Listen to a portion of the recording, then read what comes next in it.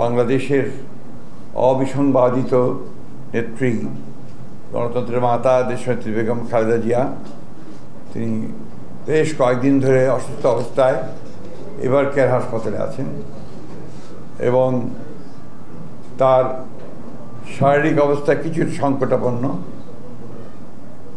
দেশের বিশিষ্ট চিকিৎসকবৃন্দ, বিদেশের আমেরিকার জন হপকিন্স এবং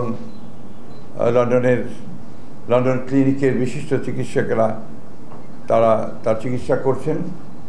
গতকাল রাতে তারা একটা মেডিকেল বোর্ডে সভা করেছেন প্রায় 2 ঘন্টা 2.5 ঘন্টা ধরে, এবং সেখানে তার চিকিৎসার ব্যাপারে সমস্ত চিকিৎসকদের মতামত নিয়ে তারা কথা বলেছেন এবং কীভাবে চিকিৎসা তারা করবেন এবং সেই চিকিৎসাটা কী ধরনের হবে সে বিষয়ে তারা কালকে মতামত দিয়েছেন নিজেদের মেডিকেল বোর্ডে।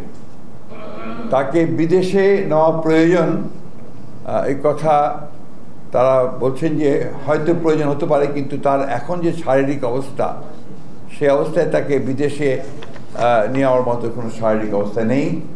শারীরিক অবস্থা আল্লাহর অশেষ রহমতে যদি স্টেবল হয় তখন চিন্তা করে দেখা হবে যে তাকে বিদেশে নেওয়া সম্ভব হবে কিনা।